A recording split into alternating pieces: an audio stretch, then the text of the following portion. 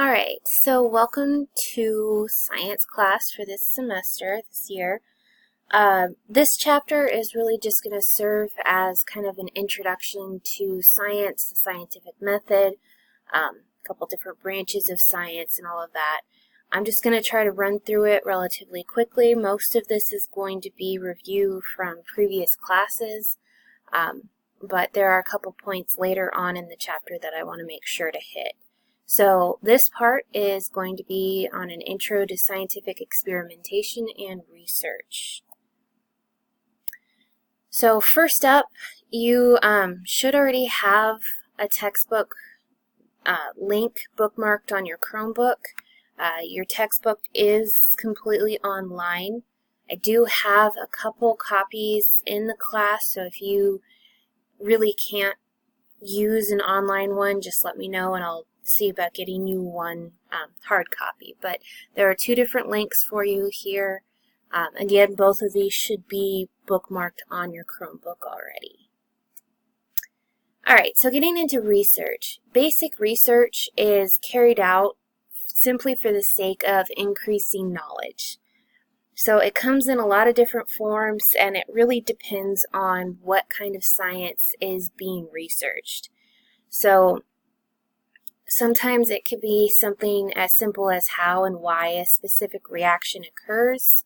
It can also look at what the properties of a substance are, can get into more of, how does this whole system function, so on and so forth. So this is actually kind of one of my favorite quotes. It is usually, at least, attributed to Isaac Asimov. But the most exciting phrase in science is not eureka, but that's funny. So oftentimes when you make a discovery in science, it's because you see something that doesn't quite make sense. And so it's just that going after that little thing that doesn't make sense and trying to figure out why it works the way it does. So there is also applied research, so it's generally carried out to solve a particular problem. So this is more with disease research and maybe even vaccine production or pharmaceutical development, things like that. Also looking at environmental impact of, say, different fuels, different renewable resources, things like that. So you also have technological development. So it typically involves the production and use of products that will improve our quality of life. So if you think about new products or new technologies being developed, it happens all the time. And so technology drives research, and then research drives technology. So it's kind of a continuous loop between the two. So examples of this would be computers. Obviously, y'all have lived your entire lives with computers. I can remember getting my first computer at probably like age 6 or 7.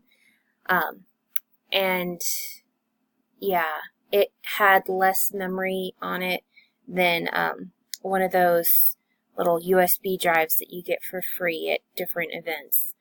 So yeah, it wasn't the greatest computer, but still, the invention of the computer was kind of a revolutionary thing. Also, biodegradable materials, so this is a big one right now. Not only researching materials that will biodegrade on their own, but also researching ways to kind of clean up the messes that we currently have.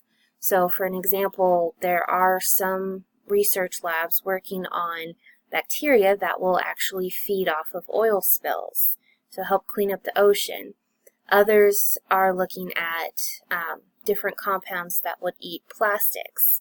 So that would help with our landfill issues, also, again, help clean up the oceans. So basic and applied research, as well as technological development, again, often overlap each other, kind of lead into each other, and help create advances in each other. So this is kind of a depiction of what research and human knowledge is. It's obviously very simplified, but I think it's kind of a good way of looking at this. So if you imagine a circle that contains all of human knowledge, you get something like this. Obviously, it's a circle. By the time you finish elementary school, you know a little bit. And then high school, you know a little bit more. And then when you get into college, you start to gain a specialty. So for my case, it was biochem. And even within biochem, my specialty is in diseases. So master's degree deepens that specialty. So instead of just general biochem, I started focusing in on diseases and in particular antibiotic resistant bacteria. Though my passion, I guess, lies more in the realm of viruses than bacteria, but still. So by reading research papers and all of the current productions, research of the day, you can actually bring yourself to the edge of human knowledge on that topic. Again, it's still a very specific topic. It's not necessarily a very wide branching thing, but once you're at that boundary, you focus again on an even more specific topic within your specialty. And so you kind of work at that for a few years, and oftentimes in scientific research it does take at least several years. And then at some point you make a discovery that is brand new. So it's completely new knowledge.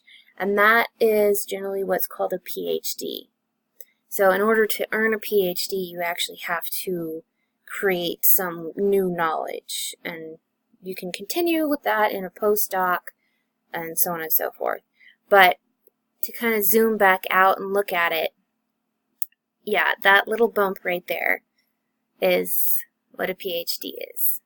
But it's still an incredibly difficult thing to do, which is why it's kind of held up as the pinnacle of academics. All right, so the nature of science. Science is done by performing experiments. I'm sure you all knew that already. I'm sure you've dealt with the scientific method all through all of your various science classes, but it involves the search for a new aspect of the natural world, so trying to discover something new about the way the world works, looking for a way to explain a known phenomenon.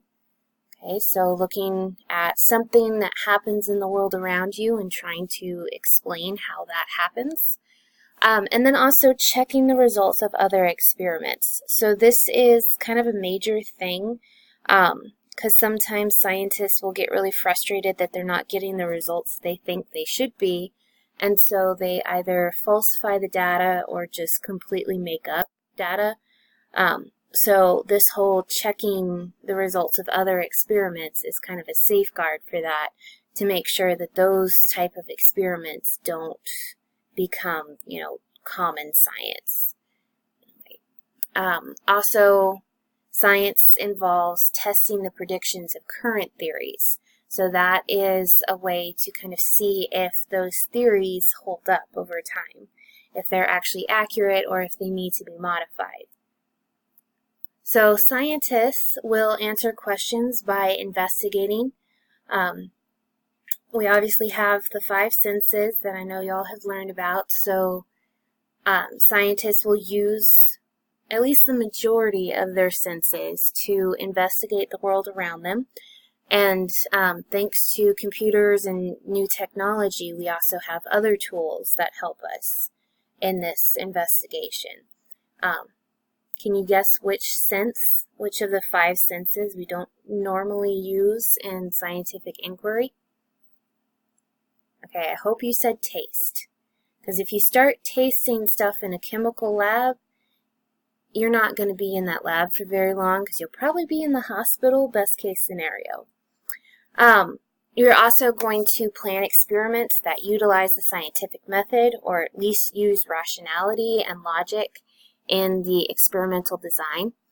Experimental design is a lot more complicated than you probably think. There are a lot of different factors that you have to try to account for. because the main goal of designing a scientific experiment is to get it so that only one thing can change, which in the natural world is relatively difficult. So, and then scientists also observe what they see. So, again, this is something that, you kind of think, well, duh, but it is kind of a practice that you have to get into of basically seeing what's happening instead of seeing what you want to have happen. You also always have to confirm your results.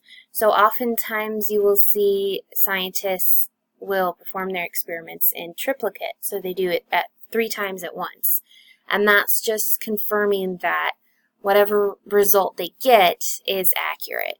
Okay, oftentimes they will also consult with other scientists. Those scientists may conduct the experiment as well, all just confirming that the results are accurate. So science, basically definition, it's observing, studying, and experimenting to find the nature of things. Natural science is divided into 3 main branches. So you have your biological sciences, which are the science of living things. You have your physical sciences, the sciences of matter and energy. And you also have your earth sciences, so earth and the universe. And it breaks down mostly like this. Okay, so again, biology can get broken down into botany, study of plants, zoology, study of animals, ecology, the study of the environment, so on and so forth. Physical sciences can get broken down into physics, so forces and energy, and then chemistry, which is matter and its changes. And then with earth science, you have geology, meteorology, astronomy, so on and so forth. Okay? So oftentimes, well, in the past, these branches were relatively separate, so they didn't really allow for too much overlap between the branches. So if you were a chemist, that's all you did. You didn't deal with cells or any living organisms or anything. It was just chemical reactions. If you were a biologist, it was just living things. So that actually changed several decades ago, and now oftentimes you will see a lot of overlap between the different sciences. One of the examples is the structure of DNA, the discovery of the structure of DNA.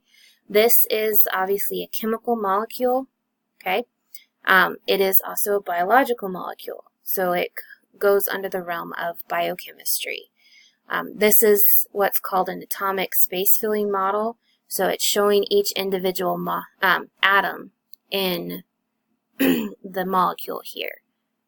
So sometimes this gives rise to new branches of science. Oftentimes they just combine the name of the 2 different sciences, like biochemistry, the study of matter of living things. Geophysics, again, physics is forces and energy. Geo refers to Earth, so it's the forces that affect the Earth. And then again, science and technology work together, where science leads to technological advances like computers and things like that. And then technological advances also make scientific discovery possible. So just definition here, technology is the application of science for practical issues. So most technologies get started because of their application for science, but then scientists will find other applications outside of the main science where it was invented, such as the internet. The internet was actually invented at a place called CERN. It's in Europe, and it's basically a giant research facility, mostly in physics. But they created the internet, the way of basically talking between computers in order to share information around the facility easier. And we all know what the internet has become since then. Okay, so that's the end of this video.